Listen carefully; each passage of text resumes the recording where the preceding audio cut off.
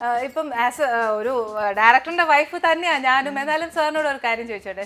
സാറിന്റെ ഒക്കെ പണ്ടത്തെ ആദ്യം ചെയ്ത മൂവിയില്ലേ ഇപ്പൊ ആകാശദൂതൊക്കെ ഇന്നും കണ്ടാൽ ഞാനൊക്കെ ഇരുന്ന് കരയും. എത്ര ഡെഡിക്കേറ്റഡ് മൂവീസായി. ഇപ്പോഴത്തെ ന്യൂ ജനറേഷൻ ഫിലിംസിനെ കുറിച്ച് സാറിന് എന്നാ പറയാനുള്ളത്? അല്ല, അത് അവരുടെ ഈ ആ സിനിമ ചെയ്യുന്ന ആൾക്കാരുടെ ജീവിതം അനുഭവങ്ങളൊക്കെ തന്നെയാണ് അവർ ചെയ്യുന്നത്.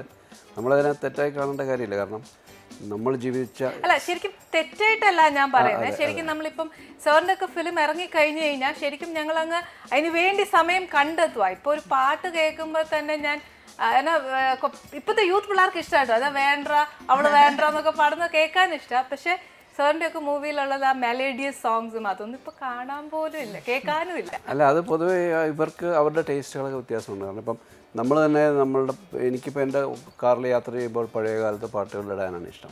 അപ്പോൾ അവർ കേൾക്കുമ്പോൾ പറയും ഇതെന്താ പാട്ട്, അവർക്ക് ഏറ്റവും പുതിയ ഇപ്പോഴത്തെ ആ ഒരു ജനറേഷനിലല്ലേ ലോങ് ലാസ്റ്റിംഗ് ഉണ്ടാവുള്ളൂ. അത് നമ്മളുടെ കാഴ്ചപ്പാടാണ് അല്ലേ. എനിക്ക് പക്ഷേ എനിക്ക് മുമ്പത്തെ തലമുറകളുടെ പാട്ടുകളും എൻ്റെ ചെറുപ്പകാലത്ത് ഞാൻ കേട്ട പാട്ടുകളും ഒക്കെ ഇപ്പോഴും ഇഷ്ടമാണ്. ഇപ്പോഴത്തെ പാട്ടുകളിൽ നമുക്ക് കൂടുതൽ കാലം നമ്മുടെ മനസ്സിൽ നിൽക്കുന്ന പാട്ടുകൾ ഉണ്ടാവുന്നില്ല എന്നുള്ളതാണ്. പെട്ടെന്ന് കേട്ട് പെട്ടെന്ന് മറന്നു പോവാ, നമ്മുടെ മനസ്സിലൊന്നും അത് തങ്ങി നിൽക്കുന്നതേ ഇല്ല. ഒരു സിനിമ വന്ന ആ സിനിമയുടെ ലൈഫിൻ്റെ അത്രയുമേ പാട്ടുകൾക്ക് ലൈഫുള്ളൂ. പാട്ടുകൾ പിന്നെയും സാധാരണ നമ്മളിപ്പോഴും പഴയകാലത്തെ പാട്ടുകൾ കേൾക്കുന്നത് ആ സിനിമയും ഒരുപക്ഷെ അത് നിർമ്മിച്ചവരും അത് ആ സിനിമയുടെ ഭാഗമായി നിന്നവരും ഒക്കെ ഒരുപക്ഷെ ഇപ്പോൾ ഈ ലോകത്ത് പോലും ഉണ്ടാവില്ല. പക്ഷേ അവർ സൃഷ്ടിച്ച ആ പാട്ടുകൾ, അതിൻ്റെ ഓർമ്മകൾ, അതിൻ്റെ സംഗീതമൊക്കെ ഇപ്പോഴും നമ്മുടെ കൂടെ ശരിക്കും നമുക്ക് പിന്നെയും കേൾക്കാൻ തോന്നുന്ന ഒരു പാട്ടുകളാണ്. പക്ഷെ അതേപോലെ സാർ ഇപ്പൊ ക്യാമറ വർക്ക്, ഇപ്പൊ സാറൊക്കെ വർക്ക് ചെയ്യുമ്പോൾ തന്നെ നമ്മുടെ ഒറിജിനൽ ക്യാമറ. പക്ഷെ ഇപ്പോഴത്തെ പിള്ളേര് ഈവൻ മൊബൈലിൽ പോലും ഫിലിംസ് എടുത്തിട്ട് അപ്പൊ അത്ര ഡെഡിക്കേഷൻ ആണോ?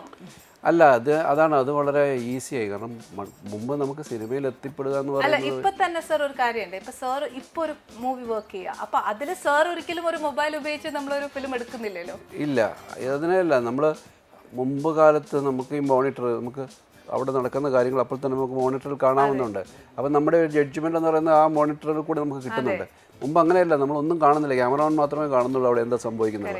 നമ്മൾ ക്യാമറയുടെ അടുത്ത് നിൽക്കുമ്പോൾ നമ്മളുടെ ഈ ആക്ച്വലായിട്ടുള്ള ആക്ഷൻ നടക്കുന്നതിൻ്റെ അപ്പുറത്തുള്ള ഒരുപാട് കാര്യങ്ങൾ നമ്മുടെ മനസ്സിൽ അല്ല നമ്മുടെ കണ്ണിലുണ്ട്. നമ്മുടെ ശ്രദ്ധയെ തിരിക്കാവുന്ന ഒരുപാട് കാര്യങ്ങളുണ്ട്. ക്രൗഡ് ഉണ്ടാവും, ലൈറ്റ്മെൻ ഉണ്ടാവും, അല്ല മറ്റു ക്രൂ ഉണ്ടാവും. ഇതിൻ്റെ ഇടയ്ക്ക് നമ്മളുടെ ശ്രദ്ധ നമ്മളുടെ യഥാർത്ഥത്തിലുള്ള ആ സീനിലേക്ക് അല്ലെങ്കിൽ ആ ഷോട്ടിൻ്റെ ഫ്രെയിമിലേക്ക് എത്തിപ്പെടുക എന്ന് പറയുന്നത് വളരെ വളരെ ശ്രമകരമായ കാര്യമാണ്. ഇന്ന് ആയിരിക്കണം. ക്യാമറമാൻ മാത്രം കാണുന്നുള്ളൂ യഥാർത്ഥത്തിൽ അവിടെ എന്താണ് ആക്ച്വൽ ഫ്രെയിം എന്നുള്ളത്. ബാക്കിയെല്ലാം നമ്മൾ ഇമാജിൻ ചെയ്യാണ്.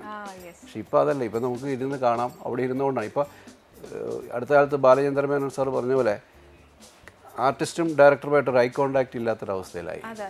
നമ്മൾ ഡിറ്റാച്ച്ഡാണ് അവർ. ശരിയാ. എന്തായാലും സാറും ചേച്ചിയും ഇന്ന് എൻ്റെ ഫസ്റ്റ് എപ്പിസോഡിൽ വന്നല്ലേ. അന്നേരം ഞാനൊരു സ്പെഷ്യൽ ഉണ്ടാക്കിയിട്ടുണ്ട്. കുഴപ്പമില്ല, തരാട്ടോ. ഞാൻ ഉണ്ടാക്കിയതാ. അപ്പൊ സാറും ചേച്ചി ഒന്ന് കഴിച്ചു നോക്കിയിട്ട് അഭിപ്രായം പറയണം. അതെന്താണ് ഐറ്റം നിങ്ങൾ അറിഞ്ഞാൽ കൊള്ളാം. അത് സാറിനൊരു സർപ്രൈസാണ്. അത് ഞങ്ങളിങ്ങനെ സീക്രട്ട് വൈസ് തപ്പിയെടുത്ത് മനസ്സിലാക്കിയെടുത്ത ഒരു സാധനമാണ്. സാറിന്റെ ഫേവറേറ്റ് ആണെന്നാണ് ഞാൻ കേട്ടിരിക്കുന്നത്, കോഴിപ്പിടി. പക്ഷെ ചേച്ചി ചെയ്യുന്നതിന്റെ അത്രയും ടേസ്റ്റ് വരുമോ എന്ന് എനിക്ക് അറിയാൻ മേല. എന്നാൽ ഇച്ചിരി ഒപ്പിച്ചിട്ടുണ്ട്. അതൊക്കെ ഞങ്ങളുടെ സീക്രട്ടാ. അത് സ്പൈ വർക്ക്സ്. അതൊന്നും ഇപ്പൊ പറയാൻ ഒക്കത്തില്ല. എന്തായാലും സാർ കഴിച്ചു നോക്കണം. കുക്കിങ്ങിൽ മിടിക്കാന്ന് നിങ്ങൾ കേട്ടോ ചേച്ചി? കുഴപ്പമില്ല. എന്നാന്നറിയാവോ, ശരിക്കും പറഞ്ഞാൽ കുക്കിംഗ് എന്ന് പറഞ്ഞാൽ ഷെയ്ഡിന് എപ്പോഴും പറയും അപ്പവും സ്റ്റൂവും തിന്നാൻ വേണ്ടി അയാളെ ഞാൻ കല്യാണം കഴിച്ചെന്ന് പറയും. ബിക്കോസ് ആ ടേസ്റ്റ് ഒത്തിരി ഇഷ്ടമാണ്. ചേച്ചി അങ്ങനെ വല്ലതും പഠിച്ചതാണോ? അതെ, ചേച്ചി കഴിച്ചു. ചേച്ചി എന്നെ നോക്കൂ. നന്നായിട്ടുണ്ട്. Thank you. എല്ലാരും ടിവി പറയുന്നോടെയാണ്.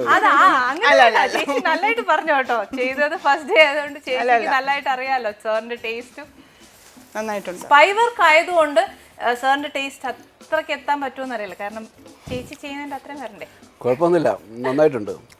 അല്ല, ആ ഒരു ഏകദേശം എത്തിയോ? ശരിക്കും നമുക്ക് അത്ഭുതമൊന്നുമില്ല. കാരണം അങ്ങനെ ഒരു പാരമ്പര്യത്തിൽ നിന്ന് വരുന്നതാണ്. പ്രത്യേകിച്ചും ഇതൊരു മധ്യ കേരളത്തിലും അതെ മധ്യനിരത്തിൽ എന്നാന്നറിയോ സർ, എൻ്റെ അമ്മച്ചിമാരൊക്കെ ഇത് ഞങ്ങൾ വെക്കേഷനൊക്കെ അമ്മച്ചിയുടെ വീട്ടിൽ ചെല്ലുമ്പം അമ്മച്ചി ഉണ്ടാക്കി തരും ഞങ്ങൾക്ക്. അപ്പൊ അങ്ങനെ ഈ പറഞ്ഞ കൂട്ട് ഞങ്ങൾക്കൊക്കെ ശരിക്കും പറഞ്ഞ എല്ലില്ലാത്ത കഷ്ണം തപ്പി പിടിക്കാനാ തമ്മി തല്ലുണ്ടാവുന്നത്. അങ്ങനെ ഞാൻ കഴിച്ചിട്ടുള്ളതാ. അതുകൊണ്ട് എനിക്കൊന്ന് ആ ഒരു പാരമ്പര്യം അതിനെ സഹായിച്ചിട്ടുണ്ട്. പിന്നെ കുക്കിങ്ങിനോടുള്ളൊരു ടേസ്റ്റ് ഉണ്ടല്ലോ. ഇപ്പം ആനി അല്ലാതെ തന്നെ ഞാൻ കേട്ടു ആനി ചില കേറ്ററിംഗ് പരിപാടികളൊക്കെ ആയിട്ട് കേറ്ററിംഗ് നടത്തുന്നുണ്ട്. അപ്പോൾ അതിനകത്ത് താല്പര്യമുള്ളതുകൊണ്ടാണല്ലോ അതിൻ്റെ പുറകെ പോകുന്നത്. കാരണം അത് വളരെ ബുദ്ധിമുട്ട് പിടിച്ച കാര്യമാണ്. അത് എന്നാന്നറിയോ സർ, വേറൊന്നും കൊണ്ടല്ല, ഈ പറഞ്ഞ കൂട്ട് ഞാൻ ചെന്ന് കയറിയ വീട്, അതായത് ഏട്ടൻ്റെ വീട്ടില് അമ്മ ഒത്തിരി നല്ലതായിട്ട് പാചകം ചെയ്യും. അത് ഈ പറഞ്ഞ കൂട്ട് നമ്മളെപ്പോലെ ഇപ്പം ഞങ്ങളൊക്കെ ചെയ്യുന്ന തട്ടിപ്പ് പരിപാടി മിക്സിയിലിട്ടുള്ള കളിയൊന്നുമല്ല. അമ്മയൊക്കെ പണ്ടത്തെ കാലത്ത് കല്ലിലൊക്കെ അരച്ചുള്ള മീൻകറി മട്ടൻ കറിയും ഒക്കെ എന്നാ ടേസ്റ്റ് എന്നറിയോ. അത് ഷെയ്ഡിന് ഭയങ്കരമായിട്ട് നാവിലുണ്ട്. അതുകൊണ്ട് എൻ്റെ പറ്റിയിലൊന്നും നടക്കത്തില്ല. അതുകൊണ്ട് ഞാൻ പഠിച്ചെടുത്തു ആ ടേസ്റ്റിനനുസരിച്ച് വരാൻ. പിന്നെ ഏട്ടൻ്റെ അനിയത്തി എല്ലാവരും ഭയങ്കര ഒരു അപ്പൊ ഇച്ചിരി വിട്ടുകൊടുക്കാൻ പാടില്ല എന്ന് പറഞ്ഞ് ഞാനും കുറേയൊക്കെ പരീക്ഷണം വെച്ച് പഠിച്ചു. എന്തായാലും വളരെ നന്നായി. കാരണം ആ ഒരു എൻ്റെ ഇഷ്ടം ആണെന്നുള്ളത് നിങ്ങൾ കണ്ടുപിടിച്ചു. ആ ഇഷ്ടം എന്തായാലും സാർ ഞങ്ങളുടെ ഷോയുടെ സ്പെഷ്യൽ ഗസ്റ്റ് ആണ്. അതുകൊണ്ട് ഞങ്ങൾ അത്രയും നല്ലതായിട്ട് സാറിനെ സെർവ് ചെയ്യണം എന്ന് വിചാരിച്ചിട്ട് ഒരു സ്പൈ വർക്ക് പിടിച്ചതാ. എൻ്റെ ചേച്ചിയാണ് ഞങ്ങളെ ഹെൽപ്പ് ചെയ്തത് കേട്ടോ. രഹസ്യം